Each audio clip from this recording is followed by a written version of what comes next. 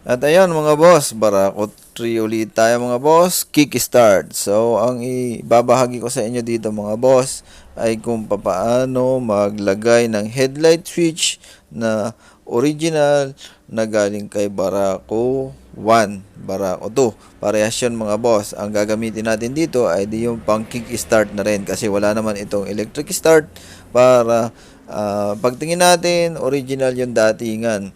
Hindi yung mga additional na switch ang ilalagay mga boss. So ito tatanggalin na natin yung kanyang throttle pipe mga boss.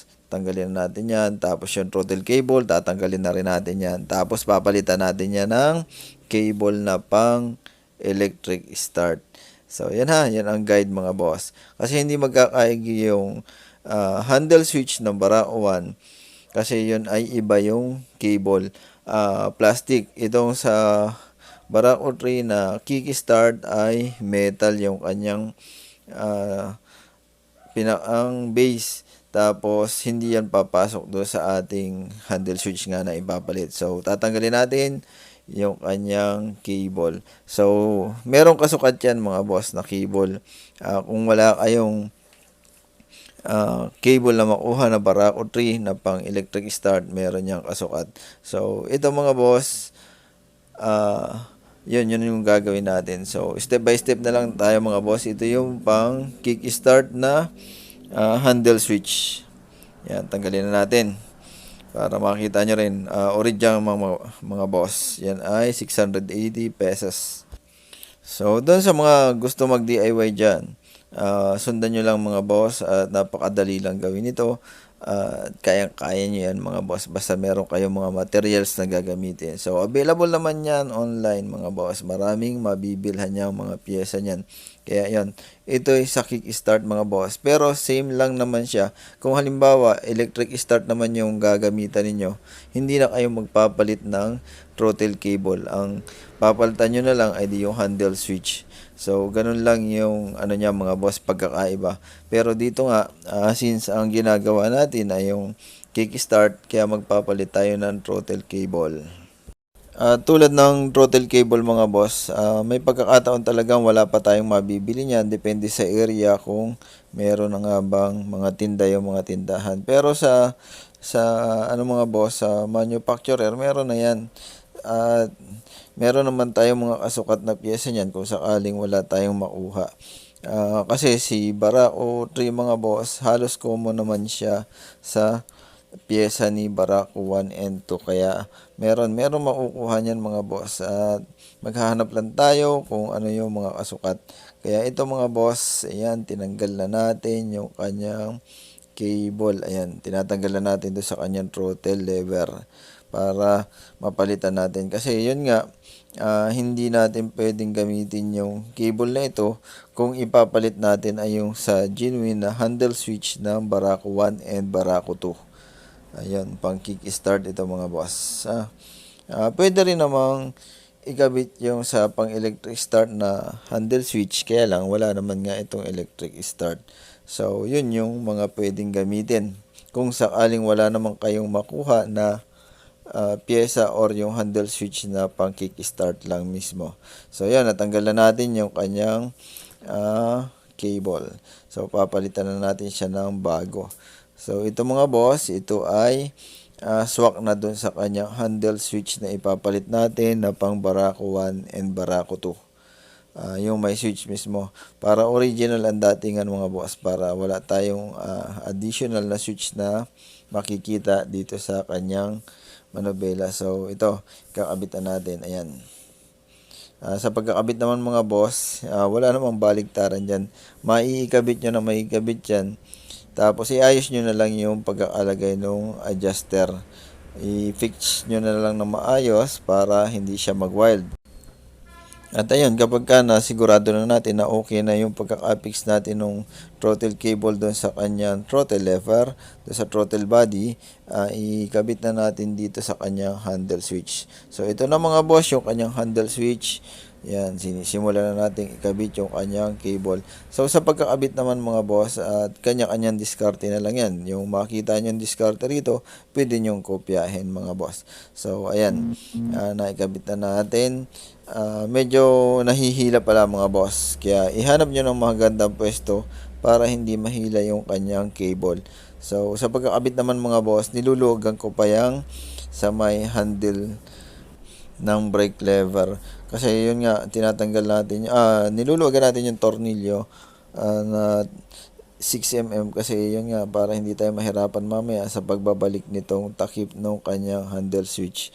So, ganyan lang tayo magkabit. Medyo mahirap yan mga boss ha. Ihahanap mo ng pwesto kasi pagka naipit yan, magwa-wild yan. Para sigurado lang mga boss, para tumapat doon sa butas, may mga lock yan mga boss, ipapasok nyo lang sa butas. Ang diskarte ko mga boss, tingnan nyo na lang mamaya kung paano ipasok na maayos at hindi matatanggal yung lock. Kasi yung lock nyan mga boss, itong kinakabit ko na takip ng kanyang handle switch ay may lock yan. Kapag kaya na hindi mo na ipasok doon sa butas, iikot yan. Dapat kailangan ma-shoot mo yan doon sa butas ng manobela kasi meron naman dalawang butas yung manobela eh. Kaya kung saan plug and play na rin yan kay handle switch ng Barako 1 and 2.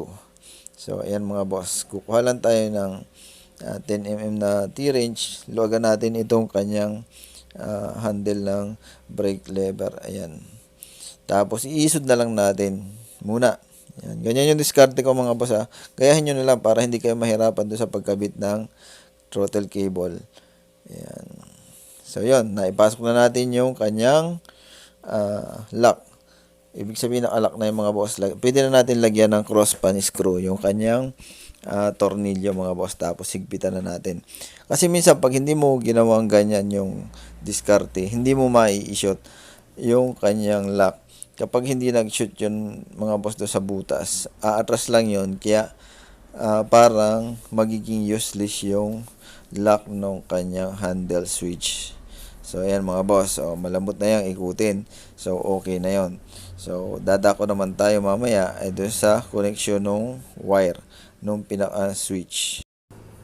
At ayun, sa pagkakabit naman ng wire mga boss, wala pa tayong mga sakit na nabibili kaya ay bilisan ito. Kaya ang gagawin natin ay pagdudugtungin na lang natin yung kulay yellow, tapos idudugtong din natin doon sa tatlong wire para kasama na yung sa speedometer na linya para hindi na rin umiilaw yon. Ang matitira lang nito mga boss ay yung sa stoplight kasi ang diskarte ko mga boss, hindi ko nila lahat i-cut yung mga linya kasi mag-overcharge siya, baka masira pa yung battery agad. Kaya nagtitira tayo ng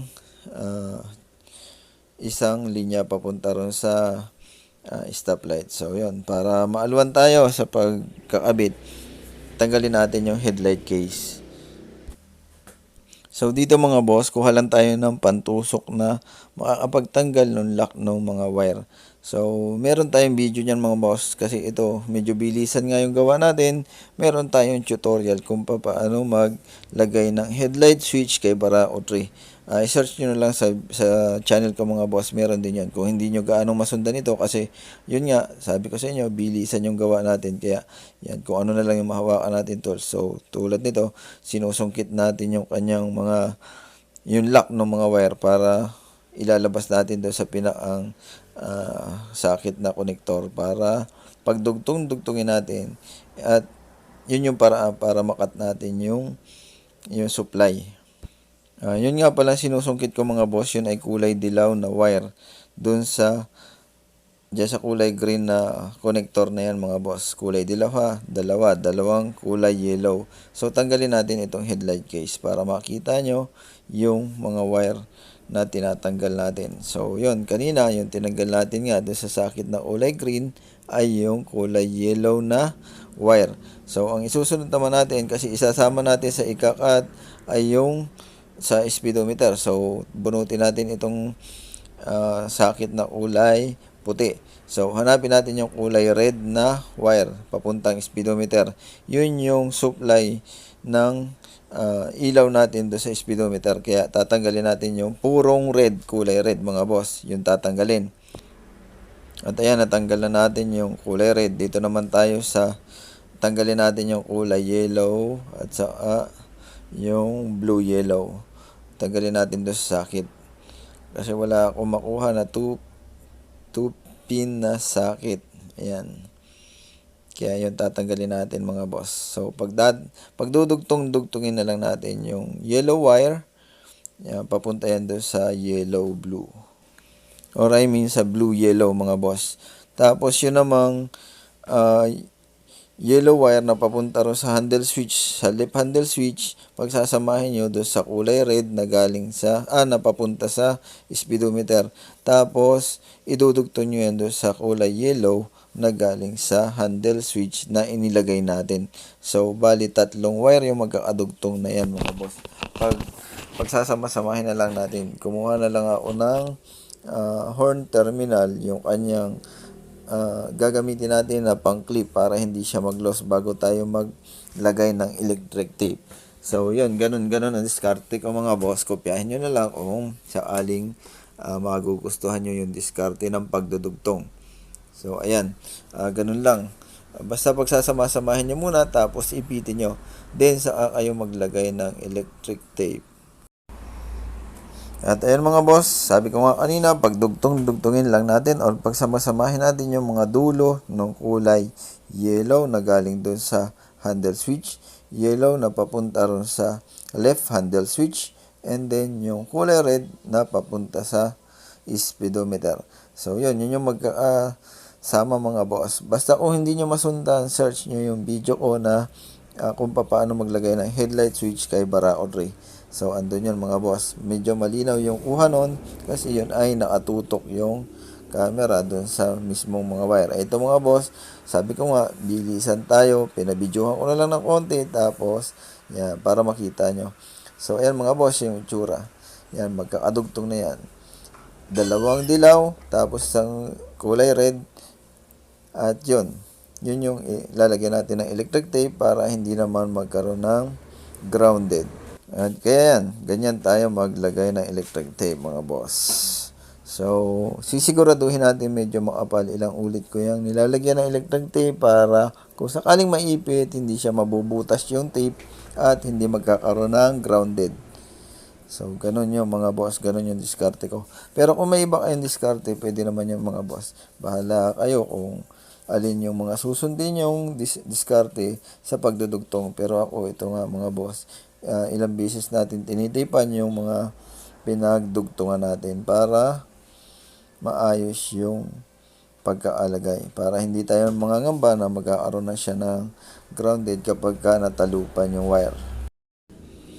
At ayun, binilisan na natin. Gawa ng medyo matagal maglagay ng electric tape.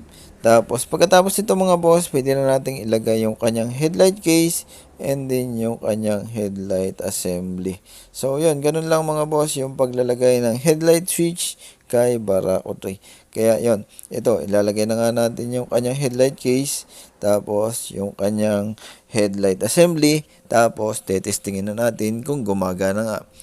At yun, ganun lang nga ang gagawin mga boss. Para pagtingin natin do sa kanyang handle switch mga boss, hindi halatang may additional tayong switch. Kaya ang ginagamit ko mga boss sa mga ganitong Barako Ray ay yung kanyang original na pang Barako 1 at pang Barako 2. Parehas lang naman yon ng handle switch kasya dito sa Barako Ray. At yun, kaya kalimitan mga boss, yun, kaya nilalagyan natin ang headlight switch ay para iwas pundi na rin. Kasi kaya napupundi kalimitan mga boss, hindi man sira yung regulator, ay malamig ang panahon. So ayan, testingan na natin.